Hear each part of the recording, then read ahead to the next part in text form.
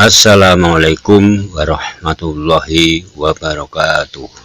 Bismillahirrahmanirrahim. Alhamdulillahirabbil alamin wal aqibatul muttaqin. Asyhadu alla ilaha illallah wa asyhadu anna Muhammadan abduhu wa rasuluh, amma ba'd. Saudaraku semuanya, pada kesempatan kali ini akan saya sampaikan fikih kurban. Fikih kurban Idul Adha adalah hukum yang perlu kita pahami sebelum menunaikan ibadah di bulan Zulhijjah. Untuk menjalani sebuah perintah Allah tidak bisa sembarangan dilakukan sesuka hati kita. Namun ada langkah-langkah yang perlu dipahami. Saudaraku semuanya, arti peristiwa kurban Idul Adha, fikih kurban tercatat sebagai sunnah yang sangat dianjurkan. Bentuk rasa syukur seorang hamba kepada Allah Subhanahu wa Ta'ala. Ibadah ini bermula dari peristiwa sejarah Nabi Ibrahim dan Nabi Ismail. Allah menguji ketaatan Nabi Ibrahim dengan mengorbankan hal yang paling berharga baginya, yaitu Nabi Ismail. Setelah menunggu puluhan tahun lamanya untuk memiliki seorang anak, Nabi Ibrahim menghadapi rasa dilema yang sangat besar ketika diperintahkan Allah untuk berkorban, yaitu menyembelih anaknya. Saudaraku semuanya, walau cinta kepada anaknya begitu dalam, namun kecintaan Nabi Ibrahim kepada Allah jauh lebih besar. Oleh sebab itu, beliau mengikhlaskan Nabi Ismail untuk menunaikan apa yang telah Allah perintahkan. Kemudian Allah mengganti Nabi Ismail dengan seekor domba kibas yang begitu besar. Rasa pengorbanan serta rasa syukur atas kehidupan tertuang dalam ibadah kurban, bentuk penyerahan diri serta pengabdian kepada Yang Maha Kuasa. Dalam surat Al-Hajj ayat 34, Allah Subhanahu wa Ta'ala berfirman, "Dan bagi setiap umat telah kami syariatkan penyembelihan kurban agar mereka menyebut nama Allah atas rezeki yang dikaruniakan Allah kepada mereka berupa hewan ternak. Maka Tuhanmu ialah Tuhan yang Maha Esa. Karena itu berserah dirilah kamu kepadanya dan sampaikanlah Muhammad kabar gembira kepada orang-orang yang tunduk patuh kepada Allah." Yang selanjutnya yaitu fikih kurban Idul Adha. Mesti harus ada tata caranya. Menyembelih hewan kurban telah disyariatkan sebagai simbol pengorbanan kepada Allah. Selain itu, menyembelih hewan kurban juga memiliki nilai ibadah secara sosial kepada masyarakat.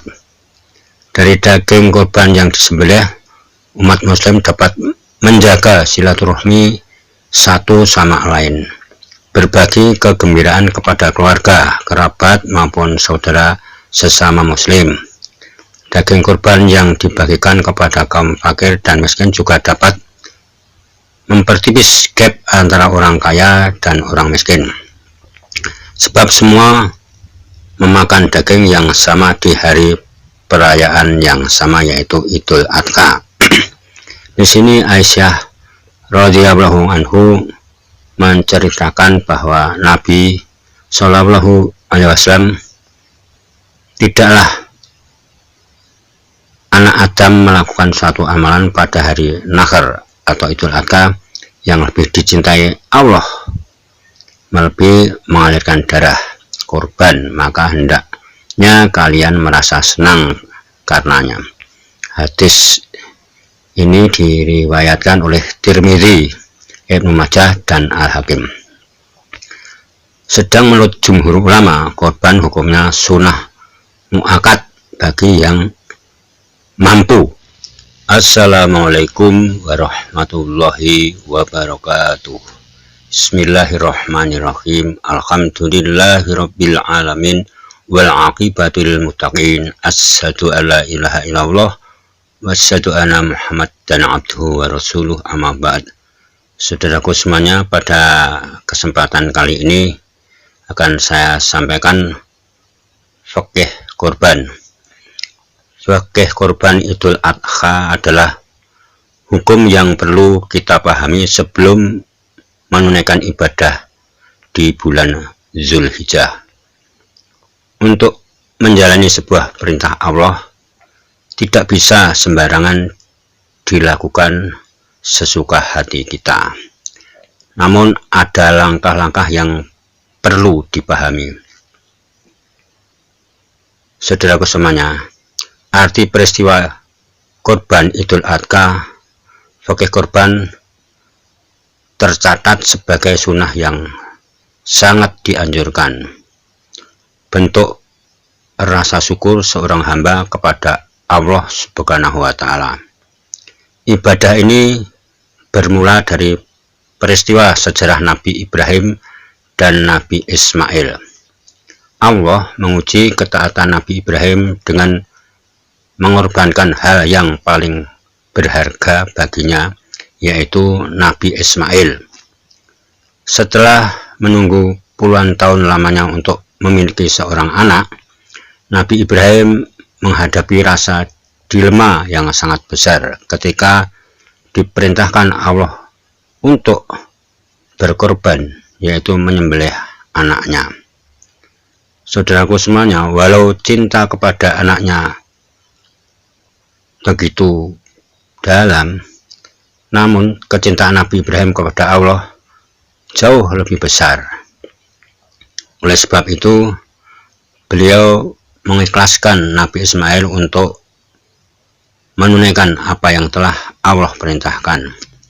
Kemudian Allah mengganti Nabi Ismail dengan seekor domba kibas yang begitu besar, sehingga Nabi Ibrahim akhirnya menyembelih anaknya itu sendiri.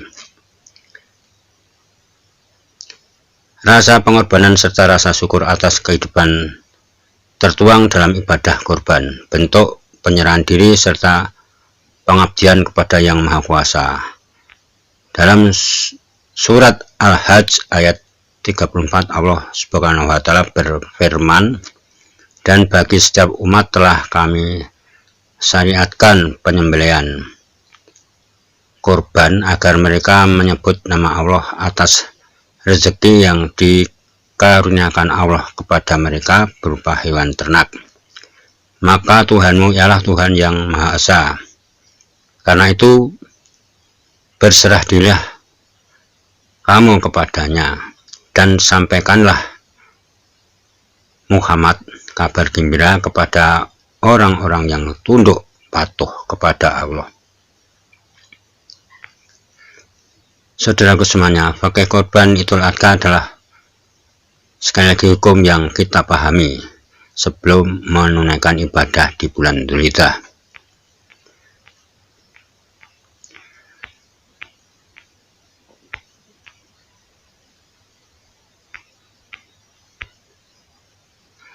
Yang selanjutnya yaitu fikih kurban Idul Adha, mesti harus ada tata caranya.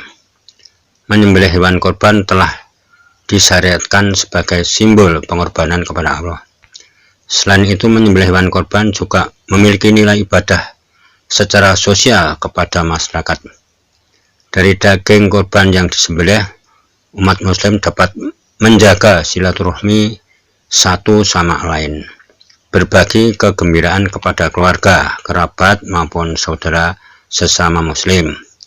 Daging kurban yang dibagikan kepada kaum fakir dan miskin juga dapat mempertipis gap antara orang kaya dan orang miskin, sebab semua memakan daging yang sama di hari perayaan yang sama, yaitu Idul Adha.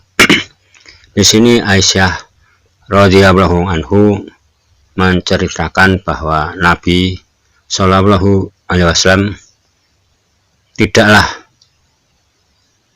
anak Adam melakukan suatu amalan pada hari Nahr atau Idul Adha yang lebih dicintai Allah melebihi mengalirkan darah korban, maka hendaknya kalian merasa senang karenanya. Hadis ini diriwayatkan oleh Tirmidzi, Ibnu Majah, dan Al-Hakim. Sedang menurut jumhur ulama, korban hukumnya sunnah muakkad bagi yang mampu. Menurut Abu Hanifah, hukumnya wajib. Berikut ini adalah hukum dan tata cara korban yang perlu kita pahami sebelum kita tunaikan. 1. Memilih hewan korban. Sebelum menyembelih hewan, kita harus memilih,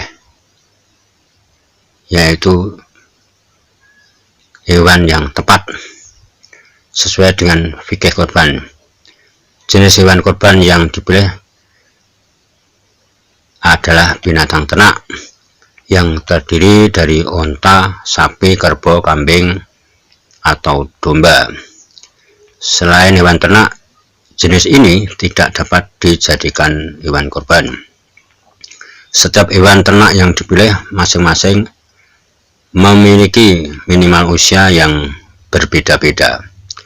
Untuk korban onta minimal adalah yang sudah berusia 5 tahun. Sapi dan kerbau minimal telah berusia 2 tahun. Kambing minimal telah berusia 1 tahun. Sedangkan domba minimal berusia 1 tahun atau sudah berganti gigi. Saudaraku semuanya, semua hewan korban yang dipilih wajib sehat secara fisik maupun mental, tidak kurus, tidak pula mengalami kecacatan. Saat saudaraku hendak memilih hewan korban, saudara dapat ngecek fisik, meriksa fisik secara keseluruhan, serta memperhatikan apa yang dimakan sehari-hari oleh hewan ternak tersebut. Selain itu, mengamati perilaku hewan ternak juga sangat diperlukan. Apakah hewan tersebut suka mengamuk dengan tiba-tiba, misalnya seperti gila dan lain sebagainya, atau hewan tersebut dalam keadaan tenang dan tidak mudah ketakutan, yang menandakan mentalnya sehat dan tidak pernah disiksa oleh penjualnya.